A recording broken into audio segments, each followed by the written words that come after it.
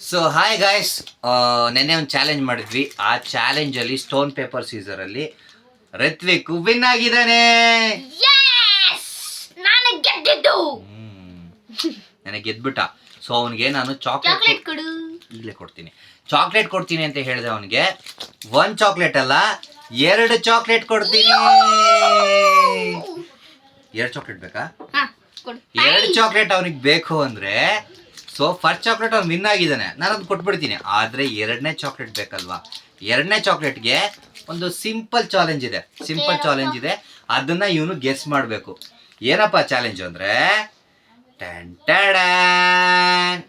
ಇದೇನು ಅಂತ ನೋಡ್ತಾ ಇದ್ರಾ? ಇದು ಆರೆಂಜು. ಏನ್ ಹೇಳಿದು? ಆರೆಂಜ್ ಕೊಡಿಲಿ. ಸೊ ಆರೆಂಜ್ ಇಟ್ಕೊಂಡು ಏನಪ್ಪ ಮಾಡ್ಬೋದು ಅಂತ ಯೋಚನೆ ಮಾಡ್ತಾ ಇದ್ದೀರಾ? ಏನು ಇಲ್ಲ ರೀ.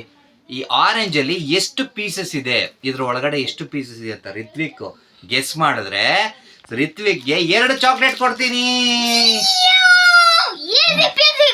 ಹಾ, ಕೇಳಿಸ್ಕೊ ಇಲ್ಲಿ. ಆದ್ರೆ ಇವನೇನಾದ್ರೂ ಗೆಸ್ ಮಾಡಿದ್ ರಾಂಗ್ ಆಯ್ತು ಅಂದ್ರೆ ಇವನು ಚಾಕ್ಲೇಟ್ ಜೊತೆಗೆ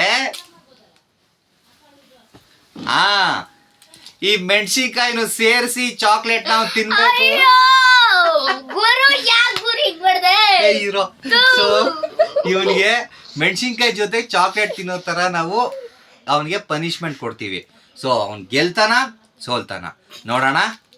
ಓಕೆ ಋತ್ವಿಕ್, ಈ ಆರೆಂಜ್ ಅಲ್ಲಿ ಎಷ್ಟು ಪೀಸಸ್ ಅಂದ್ರೆ ಎಷ್ಟು ತೊಳೆಗಳಿದೆ ಅಂತ ನೀನು ಗೆಸ್ ಮಾಡಬೇಕು. ಓಕೆ, ಗೆಸ್ ಮಾಡು. ಎಷ್ಟಿರಬಹುದು ನೋಡೋಣ. your time starts now. 50 minutes ಅಲ್ಲಿ ಹೇಳ್ಬೇಕು. 8 ಇದೆ. 8 ತೊಳೆಗಳಿದೆ.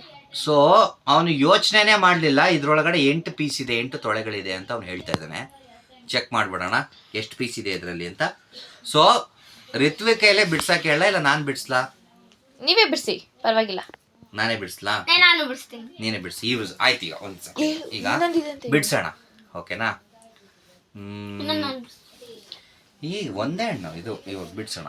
Okay, ready? ಇದಾಗ್ಬಿಡ್ತಾಳೆ.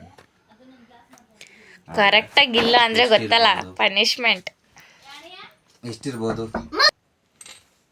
ಸೊ 8 ತೊಳೆಗಳಿದೆ ಅಂತ ಅವನು ಹೇಳ್ದ. ಋತ್ವಿಕ್ ಚಾಲೆಂಜ್ ಅಲ್ಲಿ ಸೋತ್ಬಿಟ್ಟ.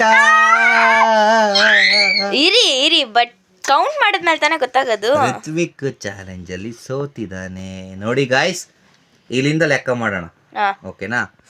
So 1 2 3 4 5 6 7 8 9 10 11 12 ತೊಳೆಗಳಿದೆ guys. ನೋಡಿ, ನೀವೇ ನೋಡಿ 12 ಪೀಸಸ್ ಇದೆ ಇದರಲ್ಲಿ. ಬೇಕಾದ್ರೆ ನೀವು ಒಂದು ಆರೆಂಜ್ ತಗೊಂಡು ಕೌಂಟ್ ಮಾಡಿ ನೋಡಿ. ಗೊತ್ತಿಲ್ಲ, ಬಟ್ ಇದ್ರಲ್ಲಿ 12 ಪೀಸ್ ಇದೆ. 12 ಪೀಸ್ ಅಲ್ಲಿ ಋತ್ವಿಕ್ ಇವತ್ತು ಸೋತಿದ್ದಾನೆ.